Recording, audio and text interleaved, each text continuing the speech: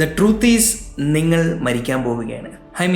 നമ്മളെല്ലാവരും, നിങ്ങൾ ആരാണെങ്കിലും എവിടെയാണെങ്കിലും ഒരിക്കൽ മരണം നിങ്ങളെ തേടിയെത്തും. Sad, but that's a reality. ഒരിക്കൽ ഒരു ശൂന്യതയിൽ എല്ലാം ഇല്ലാതെയാകുമെന്നുള്ള ആ തോന്നൽ നമ്മളിൽ പലരെയും എപ്പോഴെങ്കിലുമൊക്കെ ഉറക്കം കെടുത്തിയിട്ടുണ്ടാവില്ല. എന്തുകൊണ്ടാണ് നമ്മൾ വയസ്സാകുന്നത്, മരിക്കുന്നത്? അതിപ്പോൾ ജനിച്ചാൽ മരിച്ചല്ലേ പറ്റൂ. ശരിയാണ്, പക്ഷേ ഒന്നുകൂടി ഒന്ന് ആലോചിച്ച് നോക്കിയേ.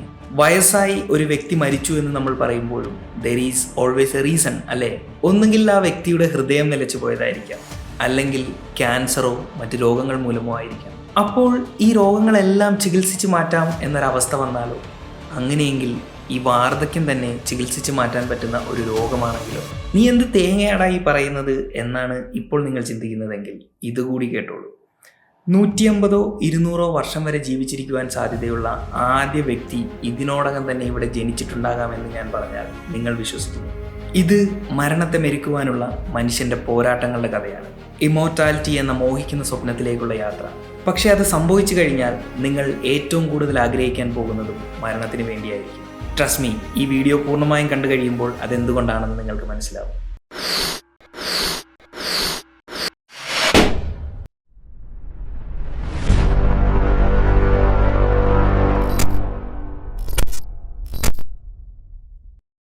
മനുഷ്യൻ ഉണ്ടായ കാലം മുതൽ നമ്മളെ ഏറ്റവും കൂടുതൽ ഭയപ്പെടുത്തിയിട്ടുള്ളതും അതുപോലെ തന്നെ അത്ഭുതപ്പെടുത്തിയിട്ടുള്ളതുമായ നിഗൂഢതയാണ് മരണം. അതുപോലെ പഴക്കമേറിയതാണ് അമരത്വം നേടുവാനുള്ള മനുഷ്യന്റെ ആഗ്രഹങ്ങൾ. Fountain of youth, philosopher stone, അമൃത്, അങ്ങനെ പുരാണങ്ങളും കെട്ടുകഥകളും ഒക്കെയായി ആ കഥകൾ ഇങ്ങനെ നീണ്ടു കിടക്കുന്നു.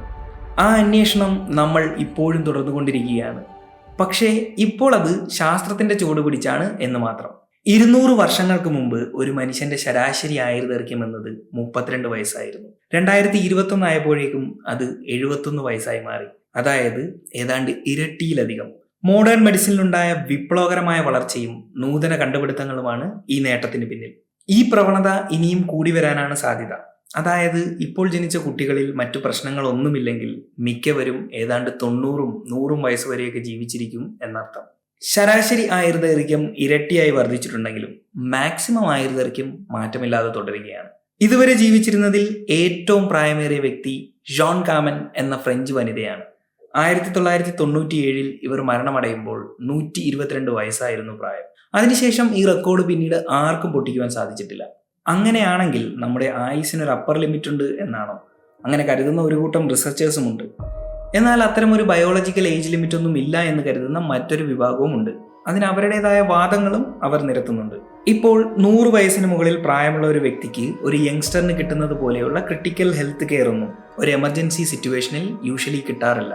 അപ്പോൾ സ്വതവേ ദുർബലമായ അവരുടെ ശരീരം മരണത്തിന് കീഴടങ്ങുന്നതായിക്കൂടെ? കൂടാതെ മൃഗങ്ങളിൽ നടത്തിയ ചില ആന്റി ഏജിംഗ് പരീക്ഷണങ്ങളിൽ അവയുടെ ആയുസ്സും ആരോഗ്യവും സാധാരണയിൽ കവിഞ്ഞ് വർദ്ധിക്കുന്നതായി കണ്ടെത്തിയിട്ടുണ്ട്. അങ്ങനെയെങ്കിൽ ഇത് മനുഷ്യരിലും സാധ്യമാണ് എന്നാണ് അവർ വാദിക്കുന്നത്. ഈ ഒരു ബേസിൽ നിന്നുകൊണ്ടാണ് ആന്റി ഏജിംഗ് റിസർച്ചുകൾ നടക്കുന്നത്. അപ്പോൾ അത് മനസ്സിലാകണമെങ്കിൽ അതിനു മുമ്പേ എന്തുകൊണ്ടാണ് നമ്മൾ പ്രായമാകുന്നത് എന്ന് മനസ്സിലാകണം. അതിനു മുമ്പ് ഒരു കാര്യം കൂടി പറഞ്ഞോട്ടെ. ആന്റി ഏജിംഗ് അല്ലെങ്കിൽ ആയുസ് കൂട്ടാനുള്ള പരിശ്രമങ്ങളെന്ന് നമ്മളിവിടെ പറയുമ്പോൾ പലതരം രോഗങ്ങൾ കൊണ്ട് വലയുന്ന വാർദ്ധക്യം നീട്ടി കൊണ്ടുപോകുന്നതിനെ കുറിച്ചല്ല. അല്ലെങ്കിലും അങ്ങനെ സഫർ ചെയ്ത് ജീവിക്കുവാൻ ആരാണ് ആഗ്രഹിക്കുന്നത്? അതുപോലെ തന്നെ പ്രായം എന്നതുകൊണ്ട് നമ്മൾ ഉദ്ദേശിക്കുന്നത് നിങ്ങളുടെ ബയോളജിക്കൽ ഏജ് ആണ്. അല്ലാതെ സൂര്യന് ചുറ്റും ഒരു തവണ കറങ്ങി എന്നതുകൊണ്ട് നമ്മൾ ആഘോഷിക്കുന്നത് നമ്മുടെ ബർത്ത്ഡേ അല്ല. Okay, that's been cleared. Now why do we age? അമ്മയുടെ ഗർഭപാത്രത്തിൽ രൂപപ്പെട്ട ആദ്യ സിംഗിൾ സെല്ലിൽ നിന്ന് എങ്ങനെയാണ് നമ്മൾ ഇന്ന് കാണുന്ന രൂപത്തിലേക്ക് എത്തുന്നത്? എങ്ങനെയാണ് നമ്മൾ വളരുന്നത്? കോശവിഭജനം അല്ലെങ്കിൽ സെൽ ഡിവിഷൻ. ഓരോ കോശവും 2ആയി 4ആയി 8ആയി അങ്ങനെ വിഭജിക്കുന്നതിലൂടെ നമ്മൾ വളരുന്നു. മാത്രമല്ല നമ്മുടെ ശരീരത്തിലുണ്ടാകുന്ന ഡാമേജുകൾ റിപ്പയർ ചെയ്യപ്പെടുവാൻ, മെയിൻ്റനൻസ്, അങ്ങനെ പല കാരണങ്ങളാലും നമ്മുടെ ശരീരത്തിൽ ഓരോ നിമിഷവും ആയിരക്കണക്കിന് സെല്ലുകൾ ഡിവൈഡ് ചെയ്ത് പുതിയ കോശങ്ങൾ രൂപപ്പെട്ടുകൊണ്ടേയിരിക്കുന്നു. അങ്ങനെ ലക്ഷക്കണക്കിന് കോശങ്ങൾ പലതരം പ്രോട്ടീനുകൾ ഉൽപ്പാദിപ്പിക്കുകയും ഡാമേജ് റിപ്പയർ ചെയ്യപ്പെടുകയും ഡിവൈഡ് ചെയ്ത് പുതിയ കോശങ്ങളെ ഉൽപ്പാദിപ്പിക്കുകയും ചെയ്യുന്ന ഈ പ്രപഞ്ചത്തിലെ തന്നെ ഏറ്റവും കോംപ്ലക്സ് ആയിട്ടുള്ള മെഷീനുകളിലൊന്നാണ് നമ്മുടെ ശരീരം. നമ്മുടെ ഷൂലേസിന്റെ അറ്റത്ത് ഇഴകൾ അഴിഞ്ഞു പോകാതിരിക്കാൻ വേണ്ടി ഒരു പ്ലാസ്റ്റിക് കവറിംഗ് ഉണ്ടാകാറില്ലേ? ഇതുപോലെ തന്നെ നമ്മുടെ DNA സംരക്ഷിച്ചുകൊണ്ട് നമ്മുടെ ക്രോമസോമിന്റെ അഗ്രഭാഗത്ത് ഒരു പ്രൊട്ടക്റ്റീവ് കവറിംഗ് ഉണ്ട്. ടെലമിയേഴ്സ് എന്നാണ് ഇവ അറിയപ്പെടുന്നത്. ഓരോ കോശവിഭജനം കഴിയുമ്പോഴും ഈ ടെലമിയറിന്റെ ഒരു ഭാഗം നഷ്ടപ്പെടുന്നു. അങ്ങനെ ചെറുതായി ടെലമിയർ പൂർണ്ണമായും ഇല്ലാതാകുന്നതോടെ പിന്നീട് കോശവിഭജനം അസാധ്യമാകുന്നു. ഈ ഒരു സാഹചര്യത്തിൽ വളരെയധികം ഡാമേജ്ഡ് ആയി കഴിഞ്ഞ ഈ കോശങ്ങൾ സ്വയം ഇല്ലാതെയാകുന്നു. ഇതൊരു നാച്ചുറൽ പ്രോഗ്രാംഡ് സെൽ ഡെത്ത് ആണ്. ക്യാൻസർ പോലുള്ള ചില പ്രശ്നങ്ങളോ മറ്റ് ഡാമേജുകളോ ഒക്കെ തടയുവാൻ വേണ്ടിയിട്ടാണിത്. എന്നാൽ ചില സെല്ലുകൾക്ക് ഈ നാച്ചുറൽ സെൽ ഡെത്ത് എക്സിക്യൂട്ട് ചെയ്യാൻ പറ്റാതെ വരികയും അവ സെനസൻ സ്റ്റേജിലേക്ക് കടക്കുകയും ചെയ്യുന്നു. കർത്തവ്യങ്ങൾ നിർവഹിക്കാതിരിക്കുകയും എന്നാൽ സ്വയം നശിച്ചു പോകാതിരിക്കുകയും ചെയ്യുന്ന സോംബി സെല്ലുകളെയാണ് സെനസൻ സെല്ലുകൾ എന്ന് പറയുന്നത്. ഉദാഹരണത്തിന്, നിങ്ങളുടെ ചർമ്മത്തിൽ ഇവയുടെ എണ്ണം കൂടി വരുമ്പോൾ നിങ്ങളുടെ തൊലിയിൽ ചുളിവുകളും മടക്കുകളും ഒക്കെ വീഴുന്നു. എന്നാൽ നേരെ മറിച്ച് തലച്ചോറിലും ഹൃദയത്തിലുമൊക്കെ ഇത് മറ്റു പല സങ്കീർണമായ പ്രശ്നങ്ങളിലേക്ക് നയിക്കുന്നു. അങ്ങനെ നിങ്ങളുടെ ഓരോ അവയവങ്ങളും സാവധാനം ക്ഷയിച്ചു വരുന്നു. ഒടുവിൽ 1-2 ക്രിട്ടിക്കൽ ഫെയിലിയറുകൾ ഉണ്ടാകുന്നു. അങ്ങനെ നിങ്ങൾ മരണപ്പെടുന്നു. ഇതിനെയാണ് നമ്മൾ സാധാരണയായി വയസ്സായി മരിച്ചു എന്ന് പറയുന്നത്. എന്നാൽ ഈ 2 കാരണങ്ങൾ മാത്രമല്ല, വർഷങ്ങൾ കഴിയുമ്പോൾ നമ്മുടെ ശരീരത്തിൽ ഇതുപോലെയുള്ള 9 മാറ്റങ്ങൾ ഉണ്ടാകുന്നു എന്നാണ് കണക്കാക്കപ്പെടുന്നത്. 9 ഹോൾമാർക്സ് ഓഫ് ഏജിംഗ് എന്നാണ് ഇവ അറിയപ്പെടുന്നത്. ചുരുക്കത്തിൽ നമ്മുടെ ശരീരം ഓരോ തവണയും റിപ്പയർ, റെപ്ലിക്കേറ്റ് ഓർ മെയിൻ്റനൻസ് ചെയ്യുമ്പോൾ സെല്ലുലാർ ലെവലിൽ ഒരു ചെറിയ ഇറർ അല്ലെങ്കിൽ പിഴവുകൾ ഉണ്ടാകുന്നു. കാലക്രമേണ ഈ പിഴവുകൾ അടിഞ്ഞുകൂടുന്നതിനെയാണ് നമ്മൾ വാർദ്ധക്യം എന്ന് പറയുന്നത്. അങ്ങനെയെങ്കിൽ ഈ ഏജിംഗ് നമ്മളെങ്ങനെ തടുക്കും? ഇൻഫാക്ട് പലതരം ഏജിംഗ് പ്രോസസ്സുകളെ കൺട്രോൾ ചെയ്യുന്ന മെക്കാനിസവും നമ്മുടെ ശരീരത്തിനുള്ളിൽ തന്നെയുണ്ട്. ഉദാഹരണത്തിന്, സെനസൻ സെല്ലുകളെ നമ്മുടെ ഇമ്മ്യൂൺ സിസ്റ്റം കണ്ടുപിടിച്ച് നശിപ്പിക്കാറുണ്ട്. അതുപോലെ തന്നെ ടെലമെറൈസ് എന്നറിയപ്പെടുന്ന ഒരു എൻസൈം നഷ്ടപ്പെട്ടു പോയ ടെലമിയറിനെ പുനർനിർമ്മിച്ച് പൂർവ്വസ്ഥിതിയിലാക്കാറുണ്ട്. വളരെ കുറഞ്ഞ അളവിലാണ് ഈ എൻസൈം സാധാരണ നമ്മുടെ കോശങ്ങൾക്കുള്ളിൽ കാണപ്പെടാറുള്ളത്. കൂടാതെ നമ്മൾ നേരത്തെ പറഞ്ഞ പ്രായമാകൽ പ്രക്രിയ ഈ മെക്കാനിസങ്ങളെയും ബാധിക്കുന്നു. അതുകൊണ്ട് അവയുടെ എഫിഷ്യൻസിയും കാലക്രമേണ കുറഞ്ഞു വരുന്നു. സോ പ്രായമാകുന്നത് എങ്ങനെയാണെന്നും അതിനെതിരെ ശരീരത്തിനുള്ളിൽ തന്നെ ചില പ്രതിരോധ സംവിധാനങ്ങൾ ഉണ്ടെന്നും നമ്മൾ കണ്ടു കഴിഞ്ഞു. ഈ വീഡിയോയിലൂടെ നമ്മൾ ഫോക്കസ് ചെയ്യുന്നത് ഹാർവാർഡ് മെഡിക്കൽ സ്കൂളിലെ പ്രൊഫസർ ഡോക്ടർ ഡേവിഡ് സിംഗ്ലെയറിന്റെ പഠനങ്ങളെക്കുറിച്ചാണ്. ഈ പഠനങ്ങളെ ആസ്പദമാക്കി സെപ്റ്റംബർ 2019 അദ്ദേഹം ഒരു ബുക്ക് പബ്ലിഷ് ചെയ്തിട്ടുണ്ട്. കൂടാതെ അദ്ദേഹത്തിന്റെ ടെക് ടോക്ക് വീഡിയോ ഞാനിവിടെ ഐ ബട്ടണിൽ കൊടുക്കുന്നുണ്ട്. താല്പര്യമുള്ളവർക്ക് കണ്ടു നോക്കാം. നമ്മുടെ സെല്ലുലാർ ലെവലിൽ പലതരം പിഴവുകൾ അടിഞ്ഞുകൂടുന്നതാണ് വാർദ്ധക്യം എന്ന് നമ്മൾ കണ്ടതാണ്. എന്നാൽ ഇതിന്റെ പ്രധാന കാരണം നമ്മുടെ കോശങ്ങളിലുണ്ടാകുന്ന ഇൻഫർമേഷൻ ലോസ് ആണെന്നാണ് ഡോക്ടർ സിംഗ്ലെയറിന്റെ അഭിപ്രായം. കാലപ്പഴക്കം ചെല്ലുമ്പോൾ നമ്മുടെ കമ്പ്യൂട്ടറിലുള്ള ഫയലുകൾ കറപ്റ്റ് ആകുന്നത് പോലെ നമ്മുടെ കോശങ്ങളിലുള്ള എപ്പിജനറ്റിക് ഇൻഫർമേഷൻ ലോസ് ആകുന്നതാണ് വാർദ്ധക്യത്തിന്റെ പ്രധാന കാരണം എന്നാണ് അദ്ദേഹം പറയുന്നത്. എന്താണ് ഈ എപ്പിജീനോം ഇൻഫർമേഷൻ? നിങ്ങളുടെ കോശങ്ങൾക്കുള്ളിലെ DNA ഒന്ന് തന്നെയാണെങ്കിലും നിങ്ങളുടെ തലച്ചോറിലെ കോശങ്ങൾ തലച്ചോറിലെ കോശങ്ങളായും ഹൃദയത്തിലെ കോശങ്ങൾ ഹൃദയത്തിലെ കോശങ്ങളായും പ്രവർത്തിക്കുന്നത് എങ്ങനെയാണെന്ന് ആലോചിച്ച് നോക്കിയിട്ടുണ്ടോ? ഓരോ സെൽ ടൈപ്പിലും വ്യത്യസ്തമായ രീതിയിലാണ് DNA പാക്ക് ചെയ്തിട്ടുണ്ടാകുക. DNAയുടെ ചില ഭാഗങ്ങൾ ഹിസ്റ്റോൺ എന്നറിയപ്പെടുന്ന ഒരു പ്രോട്ടീന് ചുറ്റും വരിഞ്ഞ രീതിയിലാണ് ഉണ്ടാകുക. കൂടാതെ ചില മീഥൈൽ ഗ്രൂപ്പുകളും ഈ DNAയുടെ ചില ഭാഗങ്ങളിൽ ആഡ് ചെയ്യപ്പെടുന്നു. ഇതിനെ DNA മെഥലേഷൻ എന്നാണ് പറയപ്പെടുന്നത്. ഇങ്ങനെ ചെയ്യുന്നതിലൂടെ നിങ്ങളുടെ DNAയിലെ ചില ഭാഗങ്ങൾ മാത്രമായിരിക്കും ഓരോ കോശങ്ങൾക്കും ആക്സസിബിൾ ആയിട്ടുള്ളത്.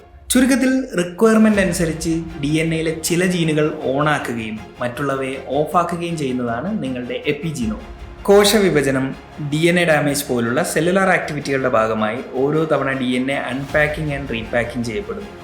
ഓരോ തവണയും ഇത് ഹിസ്റ്റോണുകളുടെയും DNA മെഥലേഷന്റെയും ഒക്കെ പൊസിഷനിൽ ചെറിയ ചെറിയ മാറ്റങ്ങൾ വരുത്തുന്നു. കാലക്രമേണ ഇത് ഓഫായിരിക്കേണ്ട ജീനുകൾ ഓണാകുന്നതിനും ഓണായിരുന്ന ജീനുകൾ ഓഫാകുന്നതിനുമൊക്കെ കാരണമാകുന്നു.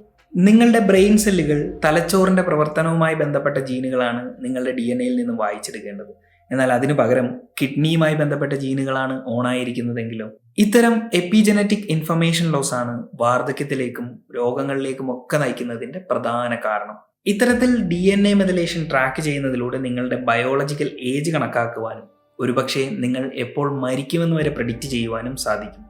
ഹോവാർഡ് ക്ലോക്ക് എന്നാണ് നിങ്ങളുടെ ആയുസ് അളക്കുന്ന ഈ ക്ലോക്കിനെ വിളിക്കുന്നത്. ഈ തിയറി ടെസ്റ്റ് ചെയ്യുവാൻ ഡോക്ടർ സിംഗ്ലെയറും കൂട്ടരും എലികളിൽ ചില പരീക്ഷണങ്ങൾ നടത്തി നോക്കുകയുണ്ടായി. ഒരേ DNA ട്രൈറ്റ്സ് ഉള്ള ഇരട്ടകളായ 2 എലികളിൽ ഒന്നിനെ കൃത്രിമമായ രീതിയിൽ DNA ഡാമേജുകൾക്ക് വിധേയമാക്കി അതിന്റെ എപ്പിജനറ്റിക് ഇൻഫർമേഷൻ ലോസ് ആക്സിലറേറ്റ് ചെയ്യുക എന്നതായിരുന്നു ലക്ഷ്യം. വിചാരിച്ചിരുന്നത് പോലെ തന്നെ ഈ എലി മറ്റേതിനെ അപേക്ഷിച്ച് വാർദ്ധക്യത്തിന്റെ ലക്ഷണങ്ങളും അവശതകളും കാണിച്ചു തുടങ്ങി. ഈ തിയറി ശരിയാണെങ്കിൽ നമ്മുടെ എപ്പിജീനോം സംരക്ഷിക്കുകയും അവയ്ക്കുണ്ടാകുന്ന തകരാറുകൾ കുറയ്ക്കുകയും ചെയ്യുന്നതാണ് യുവത്വത്തിന്റെ താക്കോൽ. പക്ഷേ എങ്ങനെ? നമ്മൾ നേരത്തെ കണ്ടതുപോലെ അതിനുള്ള ഉത്തരവും നമ്മുടെ ശരീരത്തിനുള്ളിൽ തന്നെയുണ്ട്. സറ്റുവിൻ, എംടോർ, AMPK തുടങ്ങിയ പ്രോട്ടീനുകൾ എപ്പിജീനോം സംരക്ഷിക്കുന്നതായി കണ്ടെത്തിയിട്ടുണ്ട്. കോശങ്ങൾക്കുള്ളിലെ മെറ്റബോളിക് റേറ്റും എനർജി ലെവലും റെഗുലേറ്റ് ചെയ്യുക എന്നതാണ് ഇവയുടെ പ്രധാന ധർമ്മം. സാഹചര്യങ്ങൾക്കനുസൃതമായി നമ്മുടെ കോശങ്ങൾക്ക് 2 ഓപ്പറേഷണൽ മോഡുണ്ട്. ആഹാരത്തിന്റെ ലഭ്യത കുറവ്, പ്രെഡേറ്റേഴ്സിൽ നിന്നുള്ള തുടർച്ചയായ ഭീഷണി തുടങ്ങി നമ്മുടെ ശരീരം ഒരു ബയോളജിക്കൽ സ്ട്രെസ്സിലാകുമ്പോൾ പ്രൊട്ടക്ട് ആൻഡ് റിപ്പയർ എന്നതായിരിക്കും നമ്മുടെ കോശങ്ങളുടെ പ്രധാന ഫോക്കസ്. നമ്മൾ മുകളിൽ പറഞ്ഞ പ്രോട്ടീനുകൾ ആക്റ്റീവ് ആകുന്നതിലൂടെയാണ് ഇത് സാധ്യമാകുന്നത്. ഇവിടെ നമ്മുടെ എപ്പിജീനോം വളരെ ആക്റ്റീവായി തന്നെ സംരക്ഷിക്കപ്പെടുന്നു.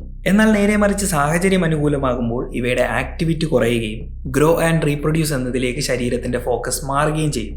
ഈ അറിവ് നമുക്കെങ്ങനെ ജീവിതത്തിൽ പ്രാവർത്തികമാക്കാം? ഒന്നാമത്തെ കാര്യം, നമ്മുടെ ശരീരത്തിൽ ഉണ്ടാകുന്ന DNA ഡാമേജ് കഴിവതും കുറയ്ക്കുക എന്നതാണ്. ഒരു ദിവസം നമ്മളുടെ ചുറ്റുപാടുകളിൽ നിന്നോ നമ്മൾ ഇടപഴകുന്ന വസ്തുക്കളിൽ നിന്നോ ആയിരക്കണക്കിന് DNA ഡാമേജുകൾ നമ്മുടെ ശരീരത്തിൽ ഉണ്ടാകുന്നുണ്ട്.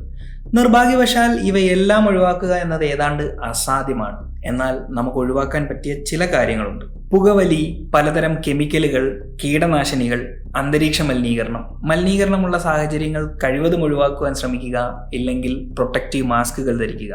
ഹൈലി പ്രോസസ് ഫുഡുകൾ ഒഴിവാക്കുക. റേഡിയേഷൻ. പുറത്തു പോകുമ്പോൾ കഴിവതും സൺസ്ക്രീൻ ഉപയോഗിക്കുവാൻ ശ്രമിക്കുക. And this list goes on. ഇതെല്ലാം നിങ്ങൾക്ക് അറിയാവുന്ന കാര്യങ്ങൾ തന്നെയാണ്. രണ്ടാമതായി, നമ്മൾ നേരത്തെ പറഞ്ഞ സർവൈവൽ മോഡിലേക്ക് ശരീരത്തെ കൊണ്ടെത്തിക്കുക. ഇതെങ്ങനെ സാധ്യമാകും? നിങ്ങളുടെ കലോറി ഇൻടേക്ക് കുറയ്ക്കുക. ഭക്ഷണം മിതമായ തോതിൽ മാത്രം കഴിക്കുക. കഴിയുമെങ്കിൽ ഇന്റർമിറ്റന്റ് ഫാസ്റ്റിംഗ് എടുക്കുക. Exercise. Let your heart beat rises frequently. നിങ്ങളൊരു സിംഹത്തിൽ നിന്ന് ഓടി രക്ഷപ്പെടുകയാണെന്ന് നിങ്ങളുടെ ശരീരം കരുതിക്കോട്ടെ. കോൾഡ് എക്സ്പോഷർ സറ്റുവിന്റെ ലെവൽ കൂട്ടുന്നതായി കണ്ടെത്തിയിട്ടുണ്ട്. ഇടയ്ക്കൊരു ഐസ് ബക്കറ്റ് ചലഞ്ച് എടുക്കുന്നതോ തണുത്ത വെള്ളത്തിൽ കുളിക്കുന്നതോ ഒക്കെ വളരെ നല്ലതാണ്. ഇതൊക്കെ കേട്ട് പകുതി പേരുടെ കാറ്റ് ഇപ്പോൾ തന്നെ പോയിട്ടുണ്ടാകും. ഇപ്പോൾ മനസ്സിലായില്ലേ ചെറുപ്പമായിരിക്കുക എന്നത് അത്ര എളുപ്പമുള്ള കാര്യമല്ലെന്ന്. മമ്മൂട്ടി തൊടില്ല ഭക്ഷണം. മമ്മൂട്ടി എത്ര കോടി ഉണ്ടാക്കിയാലും പട്ടിണിയാണ്. എന്നാൽ പ്രതീക്ഷ കൈവിടാൻ വരട്ടെ. ഇത്തരം ബുദ്ധിമുട്ടുകൾ ഒന്നുമില്ലാതെ ഇത് സാധ്യമാകുന്ന ചില മോളിക്യൂളുകളുടെ പിറകെയാണ് ഗവേഷകർ. റെഡ് വൈനിൽ കാണപ്പെടുന്ന റെസ്വെറാട്രോൾ എന്നറിയപ്പെടുന്ന ഒരു കോമ്പൗണ്ടിന് ഇത്തരം ആന്റി ഏജിംഗ് പ്രോപ്പർട്ടീസ് ഉള്ളതായി കണ്ടെത്തിയിട്ടുണ്ട്. കുപ്പി പൊട്ടിക്കാൻ വരട്ടെ, കുറച്ചുകൂടി എഫക്റ്റീവായ മറ്റൊരു മോളിക്യൂളിലാണ് ഇപ്പോൾ ശാസ്ത്രത്തിന്റെ ശ്രദ്ധ പതിഞ്ഞിരിക്കുന്നത്. നിക്കോട്ടിനമൈഡ് മോണോന്യൂക്ലിയോടൈഡ് അഥവാ NMN എന്നറിയപ്പെടുന്ന ഒരുതരം മോളിക്യൂൾ സറ്റുവിൻ ലെവൽ ഉയർത്തുന്നതായി കണ്ടെത്തിയിട്ടുണ്ട്. എലികളിൽ നടത്തിയ ചില പരീക്ഷണങ്ങളിൽ NMN ഇൻജസ്റ്റ് ചെയ്ത ചില എലികളിൽ മൊത്തത്തിലുള്ള ആയുസ്സും ആരോഗ്യവും എനർജി ലെവൽസും എല്ലാം വർദ്ധിച്ചു വരുന്നതായി കണ്ടെത്തിയിട്ടുണ്ട്. എന്നാൽ ഇത് മനുഷ്യരിൽ എത്രത്തോളം എഫക്റ്റീവ് ആണെന്ന് അറിയാനുള്ള ക്ലിനിക്കൽ ട്രയലുകൾ നടന്നു വരുന്നതേ ഉള്ളൂ. ഇത്തരം പലതരം ആന്റി ഏജിംഗ് റിസർച്ചുകൾ ലോകത്തിന്റെ പല ഭാഗങ്ങളിൽ നടന്നുകൊണ്ടിരിക്കുകയാണ്. ഒരുപക്ഷെ അധികം താമസിയാതെ തന്നെ വൈറ്റമിൻ ഗുളിക രൂപത്തിൽ കഴിക്കാവുന്ന ആന്റി ഏജിംഗ് പില്ലുകൾ മാർക്കറ്റിൽ വന്നുകൂടായില്ല. ഏജിംഗ് സ്ലോ ഡൗൺ ചെയ്യുന്നതിൽ മാത്രം ഒതുങ്ങി നിൽക്കുന്നതല്ല ഇത്. പ്രായം തന്നെ റിവേഴ്സ് ചെയ്യാം എന്നതിലേക്കും വിരൽ ചൂണ്ടുന്നുണ്ട് ചില കാര്യങ്ങൾ. സർപ്രൈസിംഗ്ലി അതിൻ്റെയും സൂചനകൾ നമുക്ക് ലഭിച്ചത് പ്രകൃതിയിൽ നിന്ന് തന്നെയാണ്, അതും അവിചാരിതമായി. 2 ഗവേഷക വിദ്യാർത്ഥികൾ പഠനാവശ്യങ്ങൾക്ക് വേണ്ടിയാണ് ടെർട്ടോപ്സിസ് ന്യൂട്രിക്കുല എന്നറിയപ്പെടുന്ന ജെല്ലി ഫിഷ് കുഞ്ഞുങ്ങളെ കടലിൽ നിന്ന് പിടിച്ചത്. ഇവയെ ഒരു ടാങ്കിൽ സൂക്ഷിച്ച് വളർന്നു കഴിയുമ്പോൾ ബ്രീഡ് ചെയ്യുക എന്നതായിരുന്നു ഉദ്ദേശം. കുറച്ച് നാളുകൾക്ക് ശേഷം ടാങ്കിന്റെ അടിത്തട്ടിൽ പൊളിപ്സ് രൂപത്തിൽ 1-2 കുഞ്ഞുങ്ങൾ കാണപ്പെട്ടു. എന്നാൽ മുതിർന്ന ജെല്ലി ഫിഷുകളിൽ ചിലതിനെ കാണുവാനില്ല എന്നത് അവരെ ആശയക്കുഴപ്പത്തിലാക്കി. ഇത്ര പെട്ടെന്ന് കുഞ്ഞുങ്ങളുണ്ടായോ? അങ്ങനെയെങ്കിൽ ബാക്കിയുള്ള മുതിർന്ന ജെല്ലി ഫിഷുകൾ എവിടെ? എന്തായാലും തുടർച്ചയായി അവയെ നിരീക്ഷിക്കുവാൻ തന്നെ അവർ തീരുമാനിച്ചു. എന്നാൽ തുടർന്നുണ്ടായ നിരീക്ഷണങ്ങൾ എല്ലാവരെയും ഞെട്ടിച്ചു കളഞ്ഞു. ആദ്യത്തെ കുഞ്ഞു ജെല്ലി ഫിഷുകൾ വളർന്നു വലുതായി പ്രത്യുൽപാദനം നടത്തി ഉണ്ടായതായിരുന്നില്ല പുതുതായി വന്ന പൊളിപ്സ് രൂപത്തിലുള്ള കുഞ്ഞുങ്ങൾ. പകരം ഇവ പ്രായത്തിൽ പുറകിലേക്ക് പോയി സ്വയം പൊളിപ്സ് രൂപത്തിലുള്ള കുഞ്ഞുങ്ങളായി മാറുകയായിരുന്നു. ഒരു 50-കാരൻ 20-കാരനായി മാറിയതുപോലെ. ഗവേഷകർക്ക് അവരുടെ കണ്ണുകളെ വിശ്വസിക്കാനായില്ല. ടെർട്ടോപ്സിസ് ന്യൂട്രിക്കുല എന്ന് കരുതി അവർ കൊണ്ടുവന്നത് ടെർട്ടോപ്സിസ് ഡോണിയെ എന്നറിയപ്പെടുന്ന ഒരുതരം ജെല്ലി ഫിഷ് കുഞ്ഞുങ്ങളെയായിരുന്നു. പ്രായത്തെ എപ്പോൾ വേണമെങ്കിലും റിവേഴ്സ് ചെയ്യാൻ പറ്റുന്ന ഈ ജെല്ലി ഫിഷുകൾ ഇന്ന് ഇമ്മോർട്ടൽ ജെല്ലി ഫിഷുകൾ എന്നാണ് അറിയപ്പെടുന്നത്. കൂടാതെ ചിലതരം ലോബ്സ്റ്ററുകളിലും ഇത്തരം കഴിവുകൾ ഉള്ളതായി കണ്ടെത്തിയിട്ടുണ്ട്. അതായത് ഈ ജീവികൾക്കൊക്കെ മരണം പലപ്പോഴും ഒരു ഓപ്ഷൻ മാത്രമാണ്. ഞാൻ ഉൾപ്പെടുന്ന 90s കിഡ്സ് ഇന്ന് ഏറ്റവും കൂടുതൽ ഷെയർ ചെയ്യുന്നത് പ്രായത്തെ ഓർത്ത് വിഷമിക്കുന്ന റീലുകളാണ്. ഒന്ന് ഓർത്ത് നോക്കൂ, ഇങ്ങനെ തോന്നുമ്പോഴെല്ലാം 20കളിലേക്ക് തിരിച്ചു പോകാൻ പറ്റിയാലോ? അങ്ങനെ ഒരു കാലം വരുമോ? അമരത്വം അല്ലെങ്കിൽ മരണമില്ലാത്ത അവസ്ഥ. പ്രായം കുറയ്ക്കുവാനും പ്രായം തന്നെ ഇല്ലാതാക്കുവാനുമുള്ള പലതരം ഗവേഷണങ്ങൾ ഈ ലോകത്തിൻ്റെ പല ഭാഗങ്ങളിൽ നടന്നുകൊണ്ടിരിക്കുകയാണ്. അങ്ങനെ ഒടുവിൽ നമ്മൾ ഇമ്മോർട്ടാലിറ്റി കൈപ്പിടിയിൽ ഒതുക്കുമോ? അതിനു മുമ്പ് ഒരു കാര്യത്തിൽ വ്യക്തത വരുത്തുവാനുണ്ട്. We are all bound to the second law of thermodynamics. ഒരിക്കൽ ഈ പ്രപഞ്ചം അവസാനിക്കും. അന്ന് അതിനോടൊപ്പം എല്ലാം അവസാനിച്ചേ പറ്റൂ. അതിനുമൊക്കെ എത്രയോ മുമ്പ് സൂര്യൻ വലുതായി വന്ന് ഭൂമിയെ വിഴുങ്ങും. മനുഷ്യായുസുമായി തട്ടിച്ചു നോക്കുമ്പോൾ ഇതെല്ലാം ഭീകരമായ കാലയളവുകളാണ്. അതിനാൽ തന്നെ ആയിരക്കണക്കിന് വർഷങ്ങൾ ജീവിച്ചിരിക്കാൻ സാധിച്ചാൽ തന്നെ അത് ഇമ്മോർട്ടാലിറ്റി ആയി കണക്കാക്കാം. എന്നെങ്കിലും ഒരു കാലത്ത് മരണത്തെ അതിജീവിക്കുവാനുള്ള ടെക്നോളജി നമ്മൾ വികസിപ്പിച്ച് കഴിയുമ്പോൾ വീണ്ടും ജീവിതത്തിലേക്ക് തിരിച്ചു വരുവാൻ മൃതശരീരം സൂക്ഷിച്ചു വെക്കുന്നവരെ പറ്റി നിങ്ങൾ കേട്ടിട്ടുണ്ടോ? ലിക്വിഡ് നൈട്രജൻ ഉപയോഗിച്ച് -196°C വരെ തണുപ്പിച്ചാണ് ശരീരം ഇത്തരത്തിൽ കേടുവരാതെ സൂക്ഷിക്കുന്നത്. ലോകത്താകമാനം ഏകദേശം 500ഓളം പേർ ഇത്തരത്തിൽ തങ്ങളുടെ ഭൗതിക ശരീരം സൂക്ഷിച്ചു വെച്ചിട്ടുണ്ട്.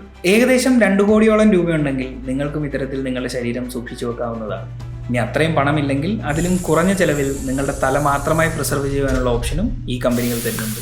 വാർദ്ധക്യത്തെ പൂർണ്ണമായും ഇല്ലാതാക്കി നിങ്ങൾ ബയോളജിക്കലി ഇമ്മോർട്ടലായാൽ പോലും an accident can still kill you.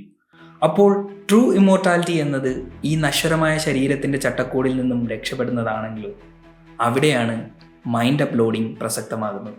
ഈ ശരീരത്തിനും അപ്പുറം നമ്മൾ മനസ്സെന്ന് വിളിക്കുന്ന നമ്മുടെ കോൺഷ്യസ്നെസ് ആണ് ശരിക്കുമുള്ള നിങ്ങളെങ്കിലും അങ്ങനെയെങ്കിൽ നമ്മളുടെ അറിവുകൾ, ചിന്തകൾ, ഓർമ്മകൾ അങ്ങനെ എല്ലാം ഒരു സോഫ്റ്റ്വെയർ പോലെ സ്കാൻ ചെയ്ത് ഒരു കമ്പ്യൂട്ടറിലോ ക്ലൗഡ് സിസ്റ്റത്തിലോ അപ്ലോഡ് ചെയ്യാൻ പറ്റിയാലോ? ഞെട്ടണ്ട, ഇതിനെയാണ് മൈൻഡ് അപ്ലോഡിംഗ് എന്ന് പറയുന്നത്. ഈ അടുത്ത കാലത്ത് ജാപ്പനീസ് റിസർച്ചേഴ്സ് ഉറങ്ങിക്കിടന്നവരുടെ തലച്ചോർ സ്കാൻ ചെയ്ത് സ്വപ്നങ്ങൾ റെക്കോർഡ് ചെയ്തത് വലിയ വാർത്തയായിരുന്നു. അതൊക്കെ മൈൻഡ് അപ്ലോഡിങ്ങിലേക്കുള്ള ചവിട്ടുപടിയാണ്. ഇപ്പോൾ തീർത്തും ഒരു സയൻസ് ഫിക്ഷൻ മാത്രമായ മൈൻഡ് അപ്ലോഡിംഗ് സാധ്യമായാൽ അത് തുറന്നിടുന്ന വാതിലുകൾ അനന്തമാണ്. ശരീരമില്ലാതെ നിങ്ങൾക്ക് ജീവിക്കാം. അതല്ലെങ്കിൽ ഇഷ്ടമുള്ള റോബോട്ടിക് ശരീരങ്ങൾ മാറി മാറി സ്വീകരിക്കാം. പ്രകാശവേഗത്തിൽ ഈ ലോകത്തിന്റെ ഏത് കോണിലേക്കും പറക്കാം. പക്ഷേ കടമ്പകൾ ഏറെയാണ്. ഈ പ്രപഞ്ചത്തിലെ തന്നെ ഏറ്റവും സങ്കീർണമായ വസ്തുക്കളിലൊന്നാണ് ഹ്യൂമൻ ബ്രെയിൻ. അതിനെ പൂർണ്ണമായി മനസ്സിലാക്കുവാൻ നമുക്ക് ഇതുവരെയും സാധിച്ചിട്ടില്ല. അതിലെവിടെയാണ് ഈ മനസ്സ്? അതോ മറ്റെവിടെയെങ്കിലുമാണോ? അങ്ങനെ ഉത്തരം കണ്ടെത്തുവാനുള്ള ചോദ്യങ്ങൾ നിരവധിയുണ്ട്. മരണത്തെ തോൽപ്പിക്കുവാനുള്ള മനുഷ്യന്റെ അന്വേഷണം അവനുള്ളിടത്തോളം കാലം അങ്ങനെ നടന്നുകൊണ്ടേയിരിക്കും. ഒരിക്കൽ ആ ഭൂതത്തെ നമ്മൾ കുപ്പിയിലടയ്ക്കുമായിരിക്കാം, നമുക്കറിയില്ല. പക്ഷേ അങ്ങനെ സംഭവിച്ചാൽ മരണമില്ലാതെ ജീവിച്ചിരിക്കുവാൻ നിങ്ങൾ ആഗ്രഹിക്കുന്നുണ്ടോ? കൊള്ളാം, അതിലും വലിയ സൂപ്പർ പവർ വേറെ ഏതുണ്ട് എന്നായിരിക്കും ആദ്യം തോന്നുന്നത്. പക്ഷേ അനുഗ്രഹം ഒരു ശാപമായി മാറിയാലോ? ഈ ഭൂമുഖത്ത് ഇതുവരെ ജീവിച്ചിരുന്ന എല്ലാ മനുഷ്യരുടെയും വെറും 7% മാത്രമാണ് ഇപ്പോഴുള്ള മൊത്തം ജനസംഖ്യ. എന്നിട്ടും ജനസംഖ്യയുടെ ക്രമാതീതമായ വർധനവ് എന്തെല്ലാം പ്രശ്നങ്ങളാണ് ഇപ്പോൾ ഉണ്ടാക്കുന്നതെന്ന് നിങ്ങൾക്കറിയാം. അപ്പോൾ ഈ മനുഷ്യരെല്ലാം മരിക്കാതിരുന്നാലോ? നമ്മുടെ ഭൂമിയും അതിലെ വിഭവങ്ങളും പരിമിതമാണ്. അനിയന്ത്രിതമായി പെരുകുന്ന ജനസംഖ്യ നിലനിർത്തുവാനുള്ള ശേഷി അതിനില്ല. അങ്ങനെയെങ്കിൽ പുതുതായി ആരും കുട്ടികളെ ജനിപ്പിക്കുവാൻ പാടില്ല എന്ന് പറയണം. അല്ലെങ്കിൽ പഴയ പോലെ വയസ്സായവർ മരിക്കണം. ഇപ്പോൾ തന്നെ കാര്യങ്ങൾ ഏതാണ്ട് കുഴഞ്ഞു മറിഞ്ഞു എന്ന് നിങ്ങൾക്ക് മനസ്സിലായിട്ടുണ്ടാവും. അതിനാൽ തന്നെ ഭൂമിയിലുള്ള എല്ലാവർക്കും ഇമ്മോർട്ടാലിറ്റി കൊടുക്കുക എന്നത് പ്രാക്ടിക്കലായിട്ടുള്ള കാര്യമല്ല. അങ്ങനെയെങ്കിൽ നിങ്ങൾ മാത്രമാണ് ഇമ്മോർട്ടൽ എങ്കിലോ? ഇപ്പോൾ ഏറ്റവും പ്രധാന പ്രശ്നം നിങ്ങളുടെ പ്രിയപ്പെട്ടവർ ഓരോന്നായി നിങ്ങളെ വിട്ടുപിരിയുന്ന വേദന നിങ്ങൾ അനുഭവിക്കണം എന്നതാണ്. ഇത്തരമൊരു ജീവിതം കൊണ്ട് നിങ്ങൾ എന്ത് ചെയ്യും എന്നതാണ് അടുത്ത ചോദ്യം. ഈ ഭൂമിയിലുള്ള പലതും നിങ്ങൾക്ക് ആവോളം ആസ്വദിക്കാം. ഭക്ഷണം, സ്ഥലങ്ങൾ, വിവിധതരം ജോലികൾ, അങ്ങനെ എന്തും. പക്ഷേ കാലങ്ങൾ കഴിയും തോറും ഈ ഭൂമിയിലുള്ളതെല്ലാം നിങ്ങൾ അറിഞ്ഞിട്ടുണ്ടാവും. പിന്നീട് വെറും ആവർത്തന വിരസത മാത്രമാകും. പിന്നീട് എല്ലാ ദിവസവും ഒരുപോലെ, പുതുതായി ഒന്നുമില്ല. അങ്ങനെ അവസാനം അനന്തമായ വിരസതയും ഡിപ്രഷനും മാത്രമായിരിക്കും നിങ്ങൾക്ക് കൂട്ടുണ്ടാവുക. ചുരുക്കത്തിൽ നിങ്ങളുടെ ദിവസങ്ങൾ എണ്ണപ്പെട്ടതാണ് എന്ന തിരിച്ചറിവാണ് നിങ്ങളുടെ ജീവിതം മനോഹരമാക്കുന്നത്. യാത്രകൾ ചെയ്യുവാൻ തോന്നുന്നത്, ഇഷ്ടമുള്ള ഭക്ഷണം കഴിക്കുവാൻ തോന്നുന്നത്, പ്രിയപ്പെട്ടവരോടൊപ്പം സമയം ചെലവഴിക്കുവാൻ തോന്നുന്നത്, അങ്ങനെ എന്തിനും നിങ്ങളെ മോട്ടിവേറ്റ് ചെയ്യുന്നത് ഈ തിരിച്ചറിവാണ്. അതായത് നിങ്ങളുടെ ജീവിതത്തെ മനോഹരമാക്കുന്നത് മരണമാണ്. പർസ്യൂട്ട് ഓഫ് വണ്ടേഴ്സ് ഒരച്ഛനും മകനും തമ്മിലുള്ള സംഭാഷണം എന്ന നിലയിൽ വളരെ മനോഹരമായി ഇത്തരമൊരു വീഡിയോ ചെയ്തിട്ടുണ്ട്. ലിങ്ക് ഇവിടെ കൊടുത്തിരിക്കാം. മറ്റൊരു വീഡിയോയുമായി നമുക്ക് വീണ്ടും കാണാം. അൻറ്റിൽ ദെൻ, ഗുഡ് ബൈ.